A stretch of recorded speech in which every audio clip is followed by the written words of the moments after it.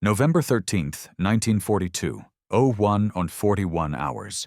Iron Bottom Sound, off Guadalcanal. A black Pacific presses close, hot and breathless. The only wind is the slipstream over U.S. destroyer bridges and the slow, predatory turn of American cruisers holding fire. On Japanese decks, lookouts in white headbands work excellent night binoculars, flashless powder stacked by guns, Type 93. Long lance torpedoes primed for the kind of midnight ambush that humiliated allies at Savo Island. Two truths share the minute. The Imperial Navy still believes the night belongs to glass and training, and for the first time, a U.S. task force is letting electrons do the seeing. In a cramped combat information center, an SG surface search radar paints crisp pips on a PPI scope at 17,000 yards, a range no human eye can own. A talker calls bearings, a plotter moves grease pencil lines, a gunnery officer reads Mk3 MiG-4 radar, ranges into the main battery. Turrets take deflection off dials instead of star shells. Promise of value. In the next few minutes, you'll get a tight, numbers-first breakdown of how U.S. radar fire control flipped the night war in the slot.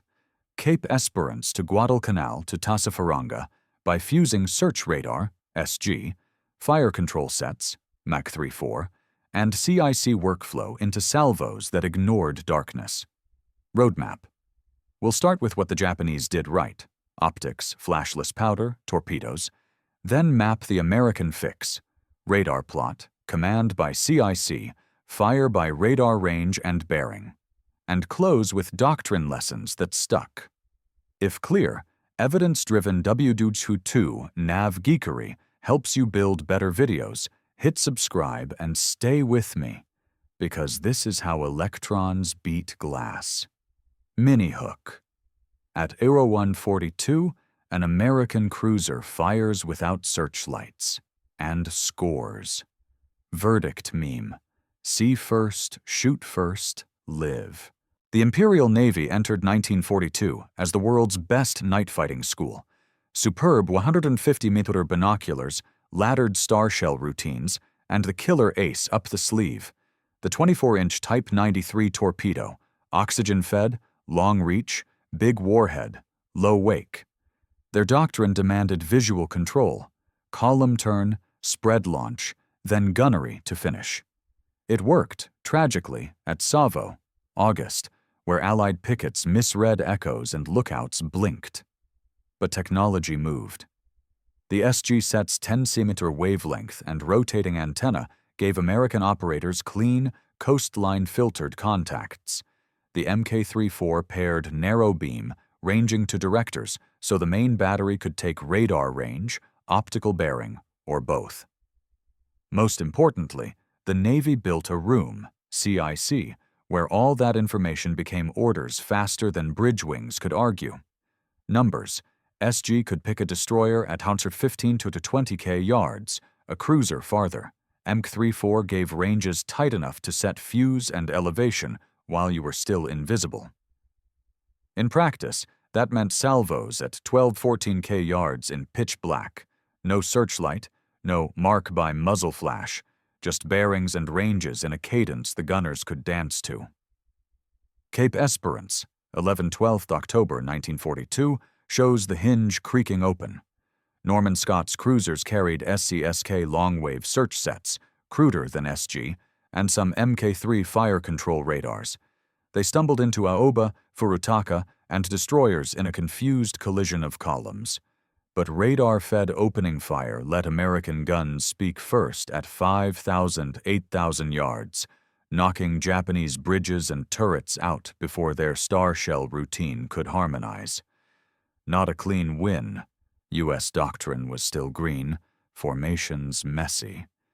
But the idea was audible. Shoot on plots, not flares. 1 month later, the exam turned brutal. The First Naval Battle of Guadalcanal, 13th of November, pitched Callahan's mixed force into a knife fight. Radars were present but not used as a single weapon. Bridges overruled plots. Ranges were lost in the shouting, and both sides traded devastation at suicidally short ranges. The lesson burned into the boards. Radar is a system, not a gadget. Without CIC authority and training, it's just a scope in a storm.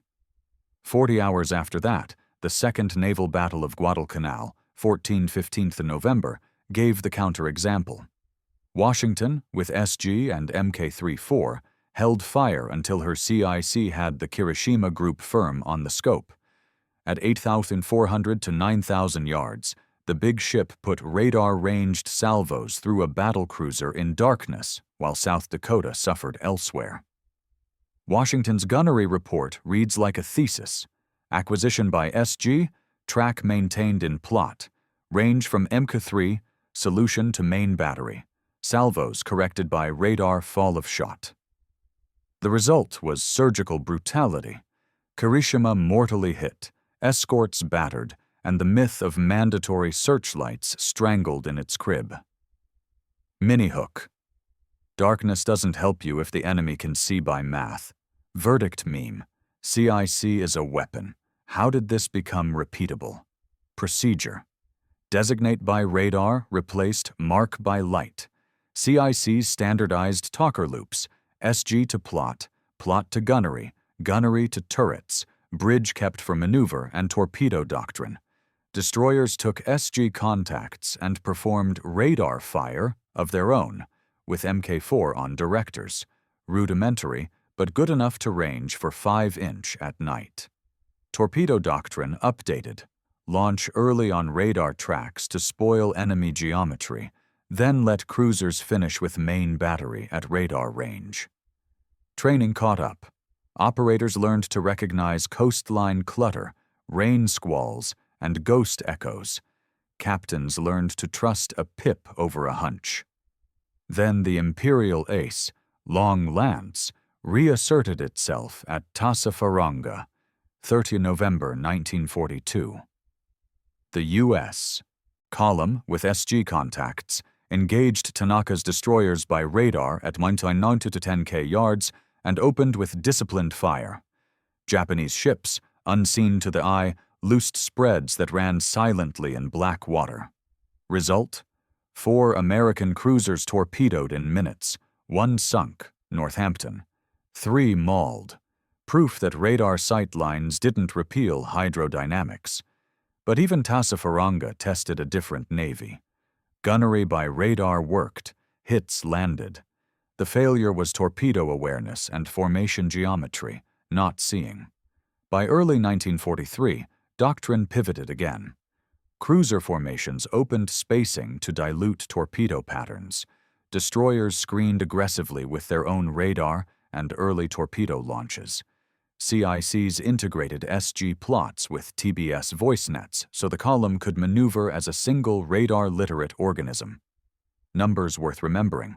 SG detection often preceded visual by 6 to 10 minutes at closure.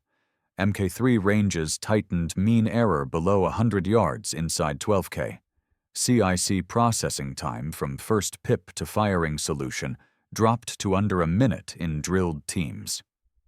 The cumulative effect across the slot was strategic.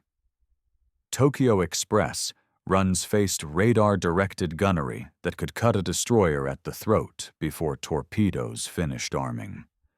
Transports and barges tried to sneak supplies and found themselves bracketed by ships that never needed a star to shoot.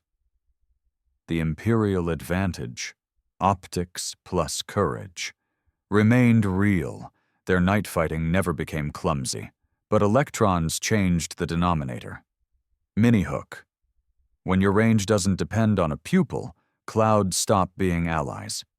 Verdict meme. Range you can keep beats range you can see. Final lessons? Radar had to be married to command. CIC needed the skipper's trust to designate and fire. When bridges smothered scopes, chaos won. Torpedoes demanded humility. Every radar solution lived inside a 24-inch danger fan you couldn't see. Training mattered most. SG operators who could read rain, Mech-3 teams who could call fall of shot without starshell, talkers who never choked a net. By spring 1943, the template was clear. Search with SG. Plot continuously. Open with radar ranges. Keep formations elastic. Let destroyers throw first fish. Let cruisers pour radar-ranged steel. Never fire a searchlight unless you want to die photogenic. The scoreboard across late 42 to early 43 shows the hinge swinging. From Savo's humiliation to Washington's night kill to repeated interdictions that preserved Henderson Field and strangled Japanese resupply. Electrons didn't erase bravery, they priced it. And once price enters war, heroes with binoculars can't compete with a room full of pips and procedures.